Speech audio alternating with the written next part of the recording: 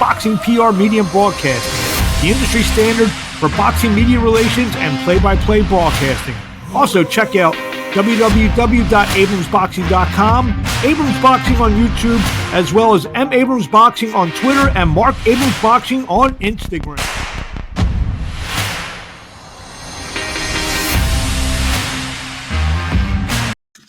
Hey, boxing fans out there. Welcome to another edition of the Abrams Boxing Show. I'm Marc Abrams. We have a good show for you today. I will have heavyweight Junior Wright, who will be fighting Brian Howard this Friday night in Essington, Pennsylvania, live on bxngtv.com on the show. We have a lot of big news to get to today. A lot of fights over the weekend. And just a note, we'll be live next week from the big Gervonta Davis fight, taking on Ryan Garcia in Las Vegas. We'll be podcasting every day on Abrams Boxing on YouTube. We'll be taping a show just like this, maybe several shows just like this. A lot of great guests, a lot of big-name fighters are expected to be in Las Vegas throughout the week, so we will try to get everyone on the show. So Abrams Boxing on YouTube for the best and latest interviews and the latest news live from Las Vegas during the big week. Gervonta Davis takes on Ryan Garcia. Will be in Las Vegas. So last weekend, this past Saturday night, Carson, California, Brian Mendoza scored a humongous upset as he knocked out previously WBC interim 154-pound champion Sebastian Fundora. Mendoza goes to 22-2 with 16 knockouts. Fundora is now 21-1, 13 knockouts, 7th round stoppage. The replay's been all over the place. The big shots and timber for the big 6'6" Sebastian Fundora. He got dropped hard, hit the back of his head, and that was it. Brian Mendoza, now a player in the 154-pound division. The time of the stoppage was 39 seconds. So let's see what Fundora can do to come back. It was a very hard and vicious knockout. A lot of times we see guys get knocked out like that. Starts pretty good. They're never the same. So we'll have to see with the exciting and popular Sebastian Fundora. Also on the card, Brandon Lee remained undefeated in a super lightweight bout, now 28-0. He scored a 10-round unanimous decision over Pedro Campa. Campa now 34-3-1. Pretty good action fight. Showed, still some of the flaws that Lee has going forward. Like I said, at 28-0, he should be ready for a big fight. We'll see who he's going to get in the 140-pound division. Scores are 99-91, 98-92, and 97-93. For Brandon Lee. In the opening bout, Luis the Twist Nunez went to 19-0. He scored a 10-round unanimous decision over Christian Olivo. Olivo now 21-1. Scores were 100-90, 98-92, and 97-93. Fight was a little bit closer than those scorecards indicate. I thought it was like I said, a closer fight. But Luis Nunez gets the victory on Saturday night. Saturday night in San Antonio, Texas, the Zone had Jesse Bam Rodriguez win the WBO flyweight title, the vacant WBO flyweight title, with a 10-round unanimous decision over Christian Gonzalez. Rodriguez now 18-0. Gonzalez falls to 15-2. Scores were 118-110, 117-111, and 116-112. I believe Rodriguez got his jaw broken during the fight, so he did well to fight through that. So that will put him on the sidelines for a few months, but he is now the WBO flyweight champion. Unheralded super bantamweight Marlon Tapales scored a big upset as he scored a 12-round split decision over unified and former unified champion, the WBA and IBF champion Murajan Akhmadaliev. Tapales now 37-3. Akhmadaliev now 11-1. Scores are 115-113 twice for Tapales, 118-110 for Akhmadaliev. I don't know what the heck that guy was watching, but big upset. Everyone was talking about Akhmadaliev unifying with Fulton. Fulton now going to fight Inoue, and maybe the winner, Akhmadaliev, fight the winner for all 4 belts. Not to be the case, as Marlon Tapales spoils the party and is now the WBA and IBF 122-pound world champion. Saturday night in Newark, New Jersey, Shakur Stevenson went to 20-0 as he as he stopped Shichiro Yoshino. Stevenson now 20-0 with 10 knockouts. Yoshino falls to 16-1 of a WBC lightweight elimination bout at the Prudential Center. Stevenson was terrific during the fight, showed just how classy he is on his ascent to possibly at some point, maybe in the next year and a half, becoming the pound-for-pound top fighter in the world. He's been pretty much perfect in his fights to date, his 20 fights. On the undercard, Jared Big Baby, the real Big Baby Anderson, went to 14-0, 14 knockouts, stopped previously undefeated George Arias after round 3 of their fight. And kicking off the main broadcast was Keyshawn Davis, the good-looking Olympian, went to 8-0, 6 knockouts. He impressively stopped the former world title challenger Anthony Yiggett. Yiggett now 26-3-1, round 9. Davis put Yiggett down from a body shot at the end of round 8 and got the stoppage in round 9. Time was 21 seconds. Earlier on Saturday, WBC and WBA light flyweight champion Kenshiro Taraji went to 21-1, scored his 13th knockout as he stopped, upstart. He was only 5-0 at the time. Anthony Olasquaga in round number 9. Body shots got to Olasquaga. Taraji, who's a very decorated and classy 108-pound world champion, retains his title, his WBC and WBA titles. In the co-feature, let me see here. The co-feature, Takuma Inoue, the brother of Naoya Inoue, won the vacant WBA bantamweight title as he won a 12-round unanimous decision over 41-year-old Laborio Solis. Solis now 35-7-1. Scores were 118-110, 117-111, and 116-112 for the younger Inoue. Friday night, Showbox put on a real nice card, a very entertaining card. Brian Flores got off the deck, first round knockdown by Shenard Bunch, but Flores came back to dominate and win the second half of the fight and took the 10-round split decision. Scores 97-92, 95-94 for Flores, 96-93 for Bunch. Flores now 24-1. Bunch falls to 22-1. So it was a good fight. In the co-feature, the super welterweight Guido Schramm went to 16-1. He kind of like Flores that he took over in the second half of the fight after Jair Brown got off to a real good start. Schramm wins the 10-round majority decision. Scores are 98-92, 97-93, and 95-94. And in the opener, it was a clash of undefeated super welterweights as Raul Garcia and Robert Terry fall to a 8-round draw. Scores are 77-75, both ends, 76-76. Terry now 9-0-1. Garcia 12-0-1. On Thursday night, Golden Boy had their prospect series, but they had Angel Acosta go down to defeat the former world champion to Angelino Cordova. Cordova got the 10-round unanimous decision in their flyweight bout. Cordova now 18-0-1. Acosta falls to 23-4. Scores were 96-93, 95-94 twice for Cordova. The fight that was seen live on the Zone and was from in Indio, California. This week, not much going on, but we do have a real good heavyweight fight on Saturday live on ESPN+. Joe Joyce takes on Zhilei Zhang in a battle of 270-pound big punching heavyweights. I actually had the pleasure of meeting Joyce in Vegas a couple of weeks ago when he trained in Vegas with Ismail Salas for this fight. And first of all, Joe Joyce is a very nice guy. If you ever got a chance to meet him, very easy guy to root for. So I actually expect Joyce to come through in this fight. And if the rumors I read and, maybe some things I may have been told, should Joe Joyce win this fight, he could be very much in line to fight Tyson Fury later this year for the WBC Heavyweight Championship of the World.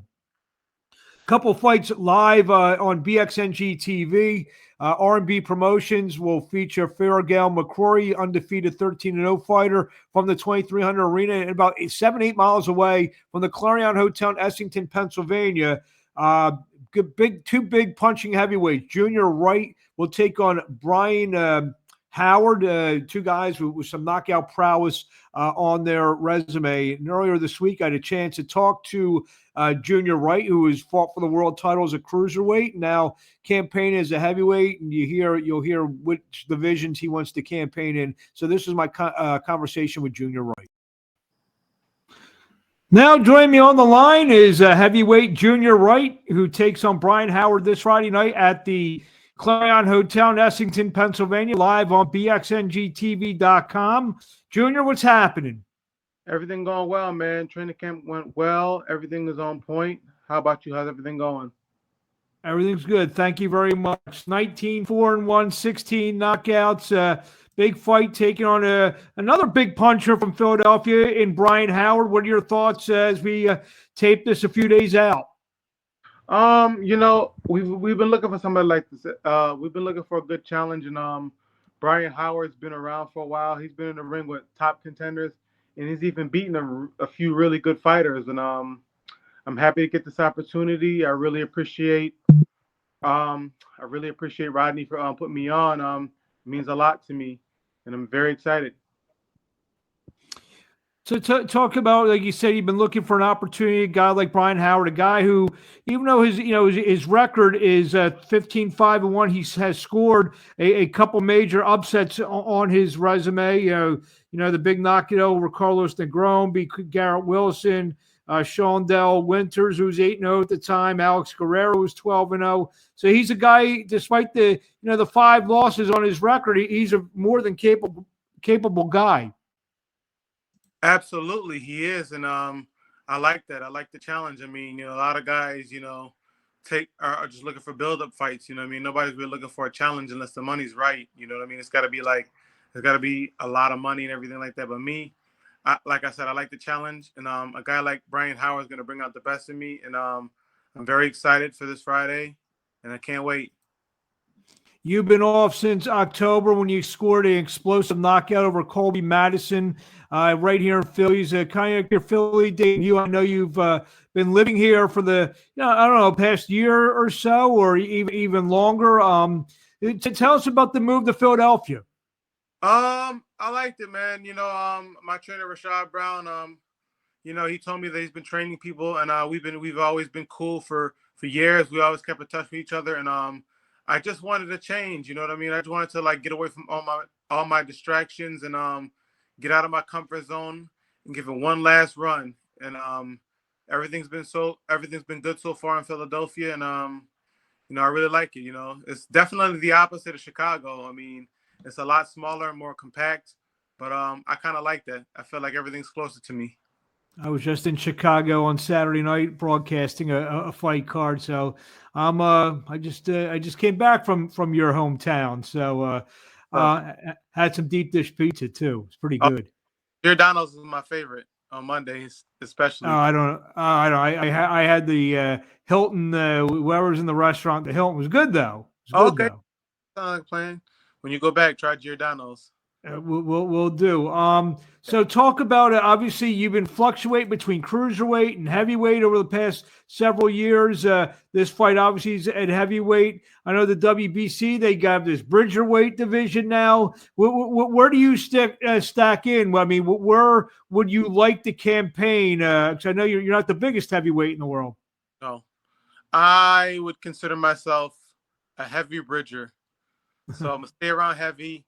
And if the opportunity presents itself at Bridger, even cruiserweight, I would even do that too, because I did say that I would go down, but the cruiserweight division is just like it's not in big demands. Nobody really cares about it as much in the States, at least. I mean, cruiserweight is like a European division, so even Bridgerweight to a certain degree, you know what I mean?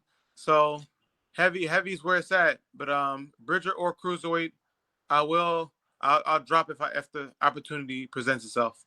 And speak of cruiserweight, you were a former world title challenger to Beibut Shumenov several years back. Going all the way over, I know you fought there against Chakiev as well. Fighting abroad, how much even though you didn't get your hand raised in those fights, how much did going through that whole thing give you experience? Maybe even make you a better fighter. You know what, man? To be honest with you, when I fought Beirut, I'm gonna keep it real. I took that fight on a week's notice. I wasn't even training for the fight. The opportunity came, and I just took advantage of the situation.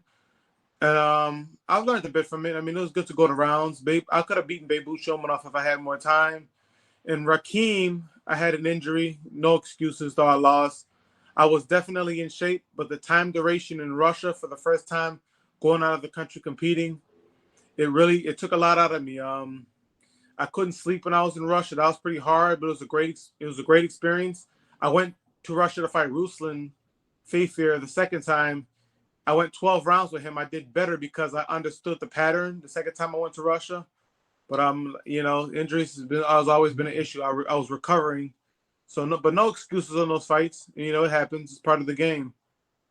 I don't know if people, if this fight is even out there, but you were involved in what I call like an undercover classic. You know which fight I'm about to tell you about when you fought Stevens Bouger, which was that was one of the best wars I've seen live and in person. That I think people, if they're watching this, they should find it on YouTube. I don't even know if it's even on YouTube. What a war that was! On two different things on YouTube, it is. Okay. Bouger got me at my best. I mean, Bouger was legit. You know what I mean?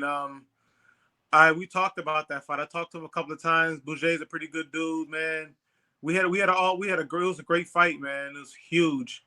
And it was like huge in a small, in a small venue. Not too many people knew about it. Like you said, Bouger was one of my toughest fights because my injuries. I didn't have injuries like that. It wasn't like serious at that time. It was elbow problems, but I was like, if I was in that condition in Russia or any of those other fights, I would have won them.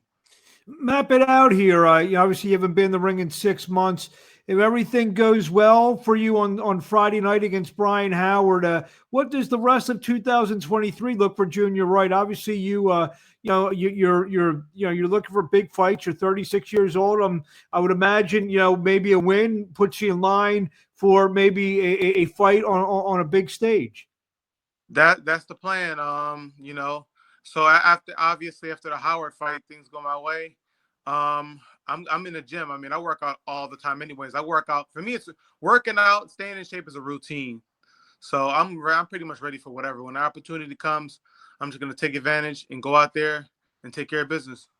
Whether it's a heavyweight, like you said, if it's a heavyweight, cruiserweight, bridgeweight, whatever good opportunity, I guess when the phone rings, you're ready for it then. I guess I'm a heavy bridging cruiser. I mean, cruiserweight's harder, obviously, because I've been heavier for a while. I've even gotten even heavier because I took a break.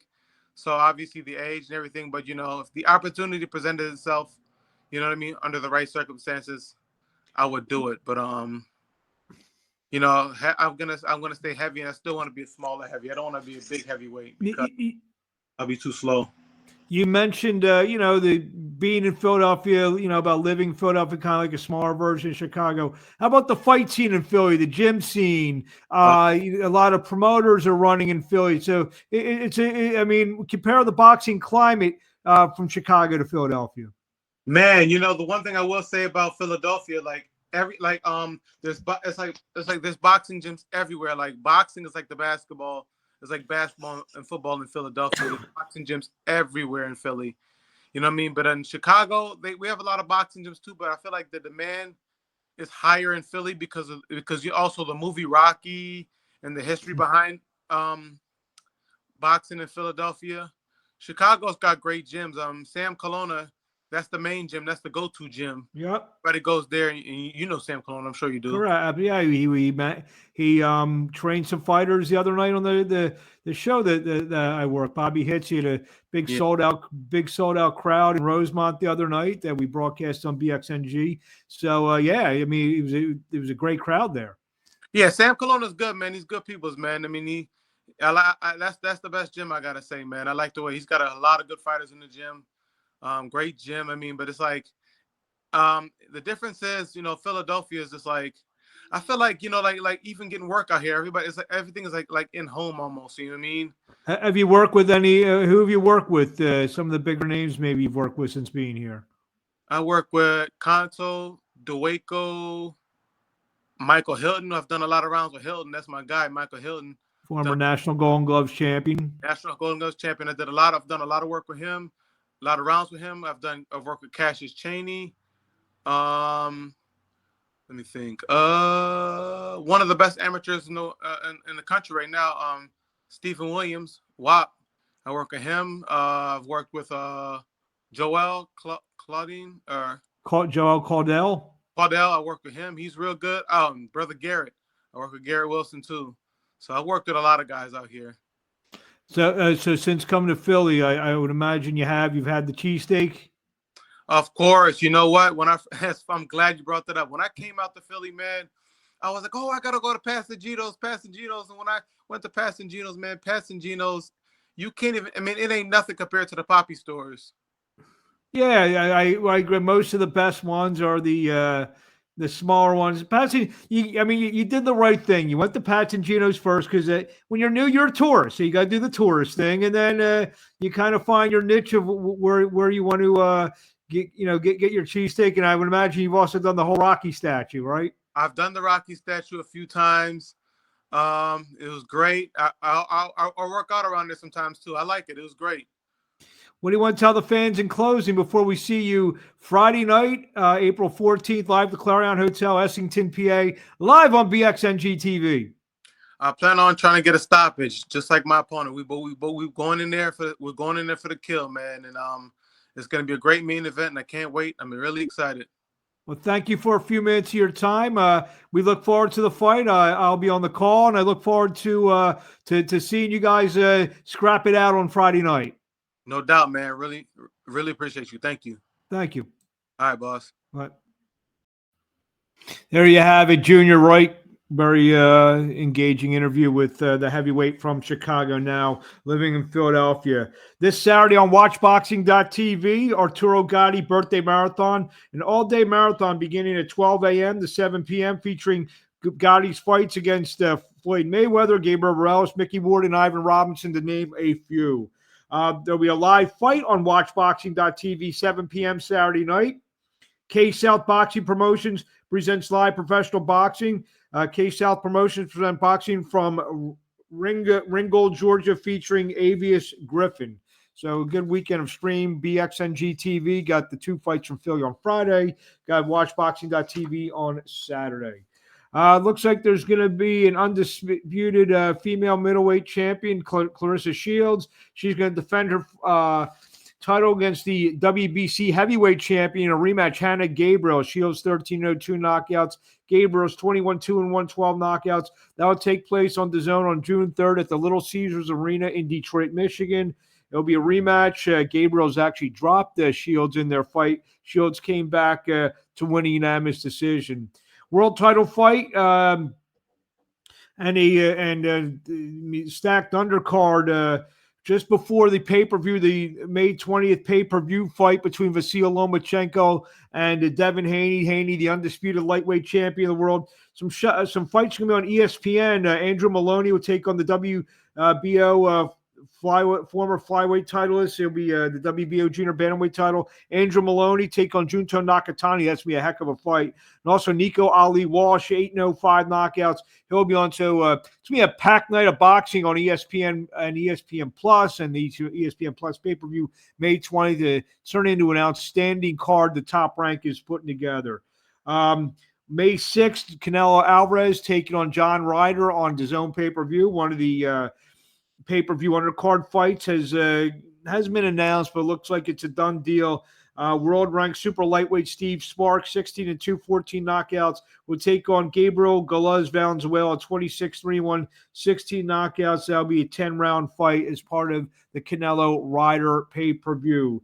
Undefeated knockout artist William Zepeda, 27-0, 23 knockouts, will take on Jaime Arboleda, 19-2, 14 knockouts. That will take place on DAZN on April 29th in Texas, in the University of Texas at Arlington. That fight will replace the Amantes Stanionis Virgil Ortiz fight, which was postponed because Ortiz got sick again. That fight, I'm hearing, could be sometime in June or July. WBO welterweight champion Alexis Roach at 22-1, 14 knockouts will take on Anthony Young, 24-2, 8 knockouts. This is a fight that was rescheduled. from a couple months ago. That fight will now take place on May 27th at the Fantasy Springs Resort in Indio, California, live on the Zone.